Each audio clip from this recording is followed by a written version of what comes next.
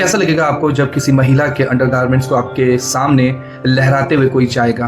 सोचिए अगर ये महिला उस घर में होती तो ये क्या हासिल करते? क्या ये उसका रेप नहीं करते?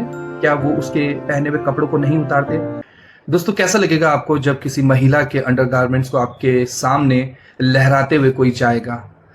सोचिए इस बारे में। और कैसा लगेगा तब जब आपको पता चलता है कि वो जो अंडरगारमेंट्स आपके सामने लहराया गया है वो किसी बुजुर्ग महिला का है। और कैसा लगेगा आपको ये सुन करके, जान करके कि जो अंडरगारमेंट्स जो आपके सामने लहराया जा रहा है वो किसी और का नहीं, देश के प्रधानमंत्री का है। तो दोस्तों जी हाँ, ये बहुत ही गंभीर विषय है जिसको मैं आपके सम्मुख लेकर के आ रहा हूँ। जी हाँ, मैं बात कर रहा हूँ बांग्लादेश की। आप जानते होंगे पिछले कई दिनों से बांग्लादेश में हिंसा चल रही थी जिसमें छात्रों के द्वारा विरोध किया जा रहा था रिजर्वेशन पॉलिसी का, जो कि बांग्लादेश की सरकार ने पारित किया था, जिसमें 1971 में जो स्वतंत्रता सेनानी थे जिन्होंने देश की आज़ादी के लिए लड़ा और वो तो चले गए, लेकिन उनके जो नाती पोते हैं उनको सरकारी नौकरी में रिजर्वेशन देने की मांग उठी और वो मिल भी गया, लेकिन कुछ विद्यार्थियों के द्वारा उसका पुरजोर विरोध किया गया जिस हिंसा में हजारों की संख्याओं में स्टूडेंट्स मारे गए। उसी प्रदर्शन में जब हिंसा भड़की, इतनी भड़की कि प्रधानमंत्री शेख हसीना को अपनी सत्ता छोड़नी पड़ी और भाग करके इंडिया में आना पड़ा। जी हाँ दोस्तों, मैं बात कर रहा हूँ आज शेख हसीना के विषय में। हम दोस्तों नहीं जानते हैं कि उनका सत्ता कैसी थी, क्योंकि 15 साल तक वो देश की प्रधानमंत्री रही। हम उस बारे में टिप्पणी नहीं करेंगे, मैं उस विषय में आपको कुछ भी नहीं बताऊंगा। मैं सिर्फ ये बताना चाहता हूं, क्या कोई इतना उग्र या इतना ज्यादा भयानक हो सकता है? जैसे इस पिक्चर में देख रहे हैं, एक लड़का एक महिला के अंतर वस्त्रों को लेकर के उनका प्रदर्शनी कर रहा है, मीडिया वालों के सामने दिखा रहा है, और वो लड़का जानता है पूरे विश्व की मीडिया इसको देखेगी, लोग उसको देखेंगे, और एक देश की छवि क्या बनती है, उस देश के लोग, उस देश के जवान, उस देश के आने वाली पीढ़ी या आने वाले लीडर्स अगर ऐसे होंगे तो कैसा देश आगे चलेगा। जी हाँ दोस्तों, जैसे ही प्रधानमंत्री शेख हसीना के घर पे आक्रमणकारियों ने या प्रदर्शनकारियों ने आक्रमण किया तो ये जैसे तैसे बचते बचाते इंडिया में लाई गई और उनका जो घर था वो खाली था। वहां पे लोगों ने घुस करके तोड़ फोड़ करी, वहां पे घुस करके लोगों ने चीजों को लूटा, fridge, washing machine, sofa set जो उनके हाथ में है उन्होंने लूटा। यहाँ तक कि आप देख सकते हैं उनके अंडरगारमेंट्स को भी लोगों ने लूटा, उसकी प्रदर्शनी की गई है। ये बहुत ही निंदनीय बात है दोस्तों, चाहे उनके राज्य में कितनी ही परेशानियां क्यों न लोगों को झेलनी पड़ी। आपको समझने की बात यह है यहाँ पे कि वो लोकतांत्रिक तरीके से चुनी गई नेता थी। वो अपने आप से नहीं आई, वो राजा के राज में नहीं थी कि राजा का परिवार ही आगे बढ़ता चले जाए। वो लोकतांत्रिक तरीके से इन्हीं लोगों ने उनको चुना आज हटाने के लिए। इस प्रकार के हथकंडे उन्होंने अपनाए।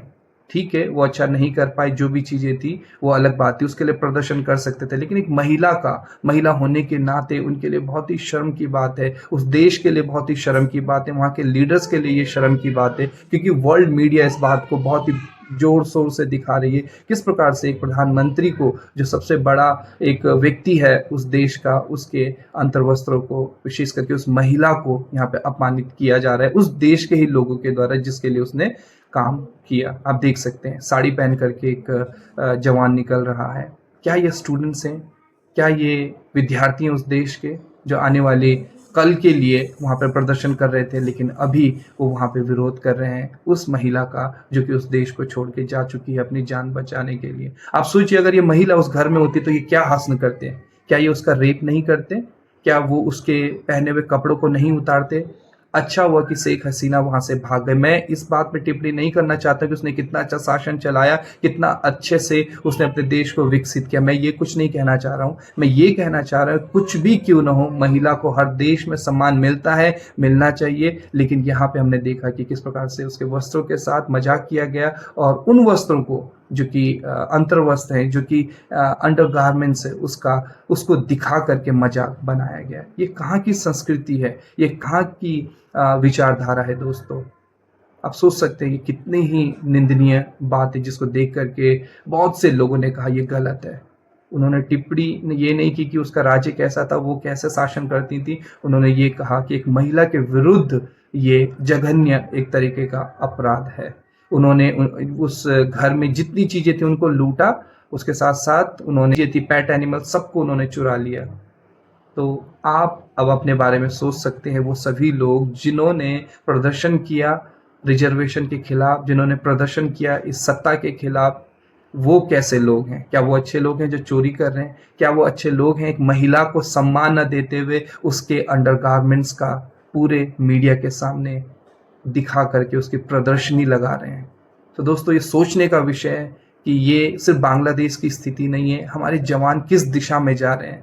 क्या वो अपने देश को बढ़ाने के लिए सोच रहे हैं, या वो जब मौका मिलता है तो अपने हाथ को साफ करने के लिए सोच रहे हैं? हमें इस विषय को सोचना पड़ेगा। हम भी भारत जैसे बड़े महान और बड़े देश में रहते हैं जहाँ पे बहुत सारे युवा हैं, यंगिस्तान हमारा देश कहलाता है, उनको सही शिक्षा देना, सही डायरेक्शन देना उन सभी लोगों की जिम्मेदारी है जो उन पोस्ट पे हैं, उस राजनीति में हैं जहाँ पे रह करके वो देश को चलाते हैं। तो जरूरी है इस विषय में बड़े ही गहनता के साथ अध्ययन किया जाए कि अगर हमारे देश में ऐसी स्थिति होती है तो हमारे जवान का क्या प्रत्युत्तर रहेगा?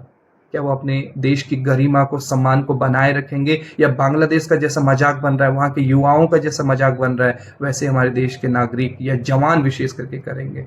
तो सोचिए इस विषय में गहनता के साथ, और अपने आप को इस प्रकार से हमें रिप्रेजेंट करना है कि हम अपने देश के लिए सम्मान का कारण बने। किसी भी रीति से हमारे देश का जो सम्मान है वर्ल्ड में, मीडिया में उछलने ना पाए। हमें एक होकर के रहना। हम हिंदू, मुस्लिम, सिख, ईसाई जरूर हैं, लेकिन हम एक हैं, हम भारतीय हैं। इस विचारधारा के साथ हमें आगे बढ़ना पड़ेगा, और जो भी ताकतें हमें रिलीजन के बेस पे, कास्ट के बेस पे तोड़ती हैं, उसको हमें क्या करना पड़ेगा? पुरजोर विरोध करना पड़ेगा, ताकि हम एक बन करके चलें। अब इस प्रदर्शन का जो कि रिजर्वेशन के खिलाफ था, अब क्या हो गया? वहां पे प्रधानमंत्री शेख हसीना ने तो रिजाइन दे दिया, वो तो भारत में शरण ली हुई हैं अभी तक। पता नहीं वो कब तक यहाँ पे रहेंगे और दूसरे देश में जाएंगी या नहीं। लेकिन वहाँ पे हिंदुओं के ऊपर, क्रिश्चियंस के ऊपर, जो माइनॉरिटी है बांग्लादेश में, उनके चर्चेस में, उनके घरों में भी आक्रमण हो रहा है। और वहाँ के ही कुछ मुस्लिम लोग आकर के चर्च का, टेम्पल्स का वहाँ पे क्या कर रहे हैं? सिक्योरिटी दे रहे हैं। कुछ ऐसे मुस्लिम भी हैं वहाँ पे जो उनको सिक्योरिटी दे रहे हैं, उनको जो कि माइनॉरिटी हैं, क्रिश्चियंस, हिंदूज और अन्य लोगों को अपने घर में शरण दे रहे हैं। ये होता है असली देशभक्ति, ये होती है असली ब्रदरहुडनेस या भाईचारा। हम भी इस विषय से सीख सकते हैं, क्योंकि हमारा पड़ोसी देश बांग्लादेश है, हम ज़्यादा दूर नहीं है बांग्लादेश से। हमें भी सीखने की आवश्यकता है कि हम अगर मिल कर रहें, हम यूनिटी में रहें, तो कोई भी हमें नहीं हानि पहुंचा सकता। हमारे देश के अखंडता पे, यूनिटी पे कोई भी उसको ब्रेक नहीं कर सकता है।